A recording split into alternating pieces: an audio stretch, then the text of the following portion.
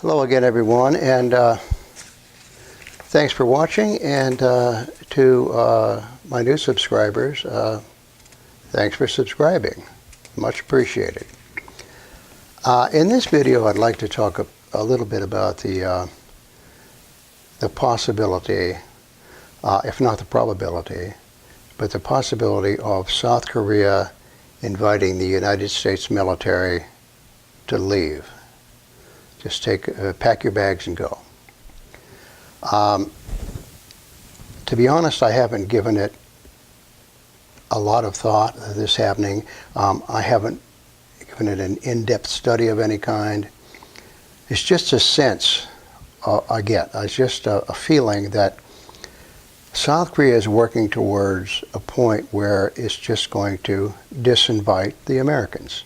Fine, you've served your purpose, now go. Will it happen in the immediate future? I don't know. You know, a timeline, 2 or 3 years? Maybe, yeah, a couple years. I came up with a few reasons why this might happen, and it's just off the top of my head. So you might have other reasons, or you might think, you know, I'm wrong on one of my reasons or all my reasons, or you might have some of your own. You might disagree, agree. Whatever, leave your comments, thoughts, and observations in the space provided below. But here's 10 reasons. And the first one here is the problems between North Korea and South Korea are Korean problems. Most of these don't involve outsiders, and they can't be solved by outsiders. They don't need help.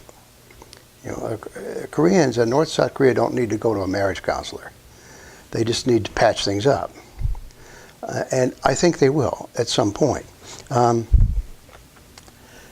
look for a reconciliation, not so much as a reunification, which is what North Korea keeps talking about, but I look for a reconciliation. Slow incremental steps towards that. The second reason is that the United States won't talk to North Korea until it promises to denuclearize and take steps towards dismantling their nuclear program. For South Korea, nuclear weapons aren't that big of an issue. That's not their number one issue, in my opinion. For one thing, North Korea said it will never nuke the South, their own people, and I believe them. And I believe South Koreans believe them as well. And for another reason is I think a lot of South Koreans are secretly proud that Koreans have become a nuclear power. And so, I mean, they might not say this, but if there ever is a reconciliation or even a reunification, Korea is a nuclear power. And Koreans, they don't mind this. They think, well, you know, like I say, a certain secret pride. Yeah, we have nukes. You know, I mean, Pakistan, for all countries, can have nukes. Why not Korea, which is a far more advanced society than Pakistan? So I don't think that's a problem. I don't think that's a big hurdle, in my opinion. The third reason, and it's a big one, is that South Korea needs North Korea's natural resources. North Korea has a staggering amount of ores, minerals of all kinds locked up in the mountains. I mean, you name it, they have it. It's huge. And this is in itself a powerful incentive to reconcile. Because, I mean, there's just an enormous amount of wealth. We're talking trillions and trillions of dollars. And I'll say more about this in a bit. Number 4 is the annual war games. They're becoming an anachronism. They're a throwback to the past, when North Korea was actually a threat to the South. And I think most South Koreans now believe that North Korea is no longer a military threat. I think if you ask them, they'll say, no, it's not going to happen. For one thing, North Korea hasn't done anything for a long, long time. And these tiny little bits of infringements and infractions, this just squabbles. You know, it doesn't mean anything.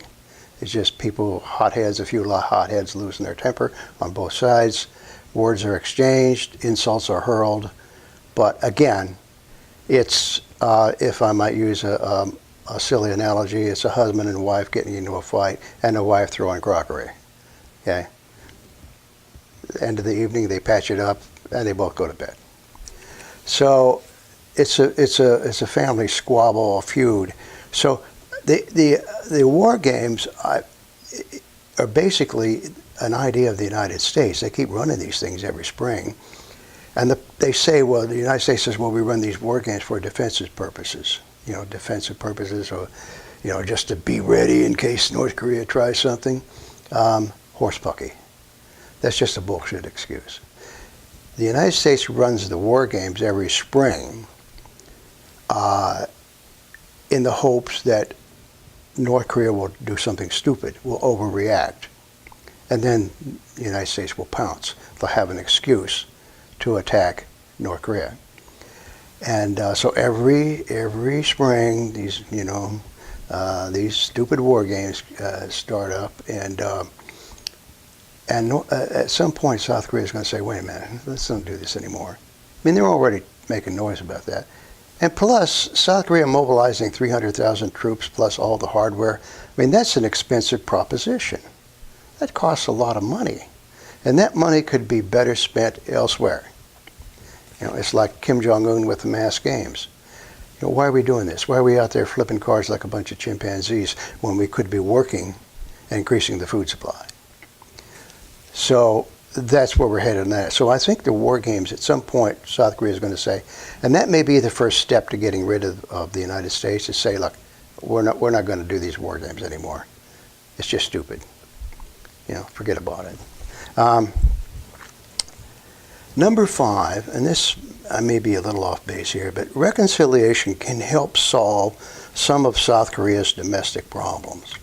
And face it, South Korea has a lot of social ills. And I had mentioned in a previous video, the world's highest suicide rate by far. They're double like the next person's. And South Korea has basically a zero growth rate. The birth rate is way down, like 1.04 children per woman of childbearing age. 1.04. I think that's pretty much the world's lowest. So how reconciling with North Korea, how that would help, I'm not sure. But it would help. Because North Korea doesn't have these problems, as far as I know. You don't have these big, huge suicide rates. And North Korea is just having kids, a lot of kids. They like kids. Got kids all over the damn place. So in some way, this may help. Number 6 is really something, I think that when South Koreans saw this, average South Korean, they go, what the hell was that all about?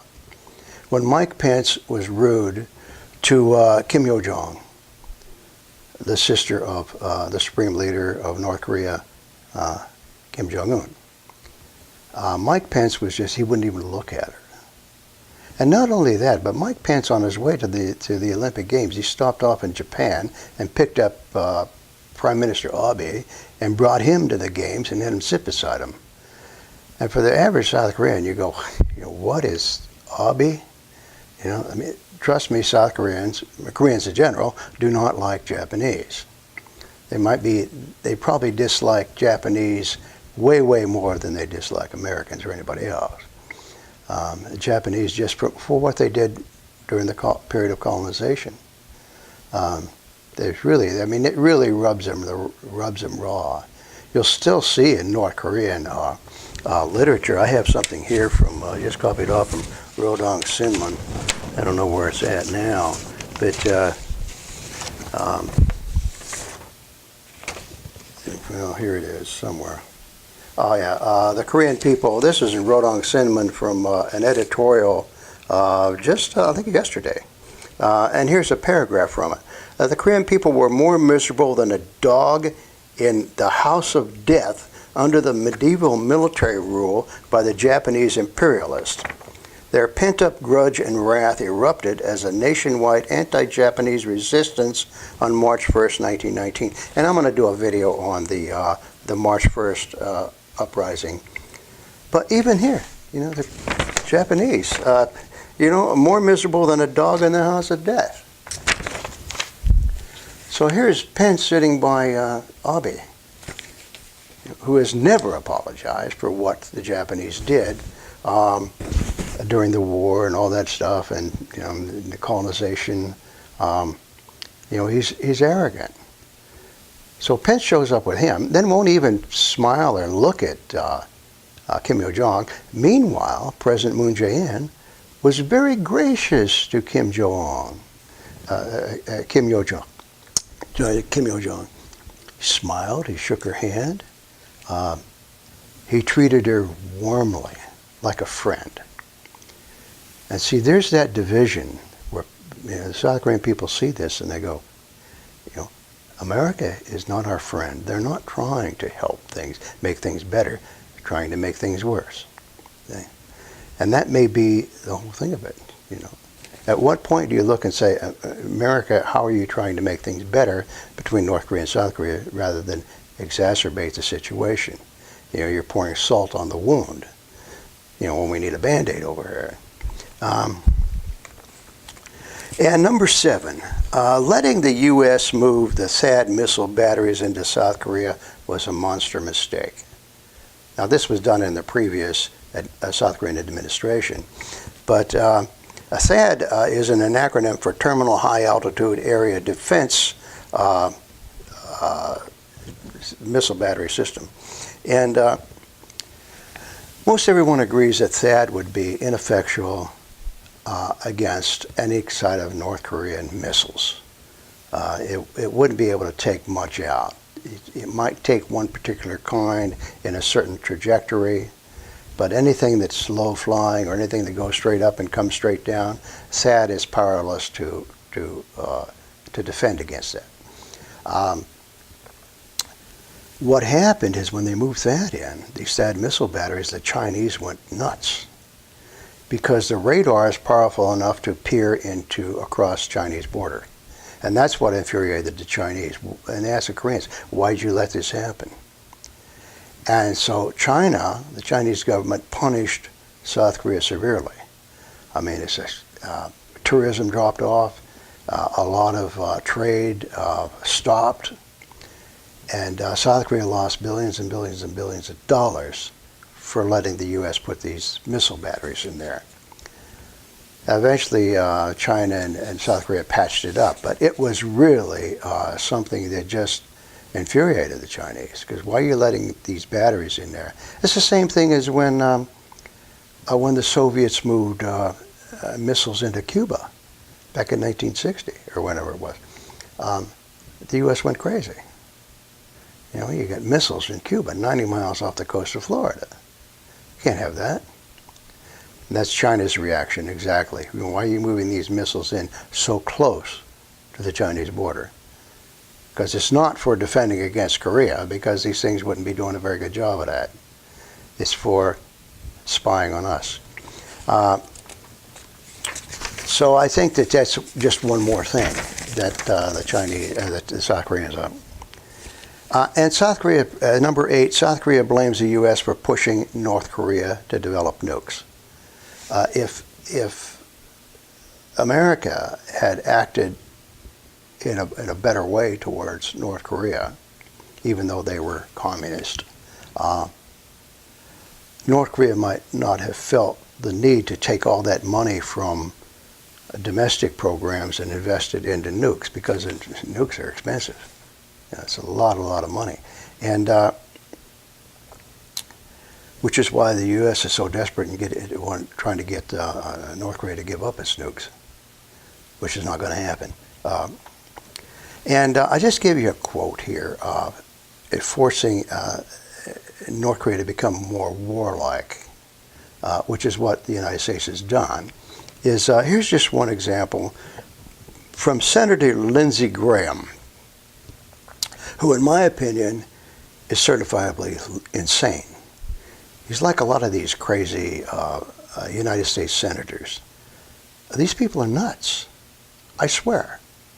They're just lunatics. And here's a quote from Lindsey Graham. He says, where did I put that quote? I didn't write it down here. Here it is. And this is from The Hill. And it was on the 3rd of this month, just a couple days ago. And Graham says, all the damage that would come from a war would be worth it in terms of long-term stability and national security. In other words, Lindsey Graham says, yeah, okay, a war between the United States and North Korea would be worth it. Because after the war is over, then it'll lead to national security and long-term stability. You know, just like Lindsey Graham really pushed for the war in Iraq, Lindsey Graham pushed for the war in Syria, Lindsey Graham pushed for the war in Libya, Lindsey Graham pushed for that whole Afghanistan thing. Has that dealt to long-term stability and national security? No. Those wars resulted in increased instability and insecurity, and they released ISIS on the world. So here Lindsey Graham says, well, a war between the United States and North Korea would be worth it. The people see stuff like this and they go, well, you know, what the hell's going on? Because a war between the United States and North Korea, guess who really suffers? South Korea. But Lindsey Graham goes, well, I don't care about South Korea. Let them suffer, because it will be worth it. Yeah, okay. You see how stupid? When I say the guy's insane, he's clinically insane. Because only a crazy person would say this, and especially to South Koreans. Yeah, okay, a whole lot of you are going to get killed, but it'll be worth it. Yeah, okay. Don't get me started on this. I'll lose my temper. And I'll probably make another video on this, these neocon lunatics. There's a special place reserved in hell. You know, God has reserved a special place in hell for people like Lindsey Graham and all these other neocon crazy people. Trust me on this. Okay, moving on. Number 9. A united Korea is stronger than the sum of its parts. In other words, if you put the two halves together, you won't get double, you get probably quadruple the power, the strength. So North and South Korea reconciling, you're going to get a really, really, really strong nation. And or as the eternal president Kim Il-sung put it, a confederacy, where the North gets to keep its system of government, the South will keep its system of government. They promise not to interfere in each other's show, but they have a confederacy and they unite as a nation. 2 systems, 1 nation. And I like that idea, and I think something like that will eventually happen. But Korea would be very powerful if the 2 sides united. And then finally, number 10 is South Korea would rather not have Chinese troops on the other side of the DMZ. And this may be the most powerful impetus of all. This may be what's really driving them together, is the threat of Chinese moving into North Korea. And I think that the threat is real. I think it's there. People aren't talking about it, but I do think it's there. Because that mineral wealth I was talking about, China has long had its covetous eyes on the mineral wealth of North Korea. There's just everything there. They're having to go all the way to hell and gone to Africa, South America, and Australia, places like that, to get their minerals, when all that is right there on their doorstep. They just have to go get it. It's just like a few hundred miles, not thousands and thousands. And among the minerals are rare earth elements, which are really important in electronics. China has the world's largest proven reserves of rare earth elements, except for North Korea. They have 10 times as much. That's proven. It's like $3 or $4 trillion worth of just REEs right there. And China would love to get that. And South Korea knows this, because if they can get a hold of those REEs, have access to them, then their manufacturing, production, everything just booms. But if they let China have it, then they're screwed. Then South Korea reverts to, because basically everything in South Korea is agricultural. They got the agricultural half of the peninsula, and North Korea has where all the mineral wealth is. And so, I mean, if China got all that, then, you know, not to put too fine a point on it, but South Korea may revert to a nation of farmers. That's not a good thing. So this is a big incentive. And it may be that China will make some kind of cut a deal with Trump, because nobody knows what's going on in Trump's head. One day he says one thing, and the next day he says another. China make a deal with Trump. Tell you what, they might hype the nuclear threat to the United States beyond what it really is. So China may go to him and say, hey, you know, they got these nukes in there. We got our spies in there. Man, these things are ready to go. They've miniaturized a warhead and put it on there, and they can drop it on Los Angeles. And Trump says, really? You're serious? Yeah. Well, we got to do something about it. And China says, well, you know, you give us the green light, we'll move in, and we'll take it over. And you don't have to worry about it. Because Trump keeps saying North Korea is China's problem, right?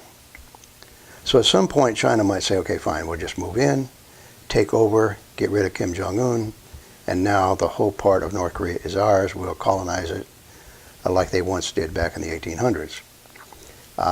So this may be a real threat, and South Korea may be looking at this and going, well, we don't want Chinese troops on the other side of the DMZ. You know, how would that work out? So this may be one of the biggest driving forces of all. I don't know. And like I say, you know, leave your comments and opinions below. But this may be what's driving this sense of urgency between the North and the South. And we'll see, you know. Kim Jong-un has certainly done his part, you know, to trying to make nice. And, I mean, sending his sister was a big deal. I mean, what's next? What has he got to do next? Send his wife? He will if he has to. He'll send Ri Sol-ju down there. I mean, the whole nation will go gaga over South Korea. So, but at the end of the day, will President Moon Jae-in, will he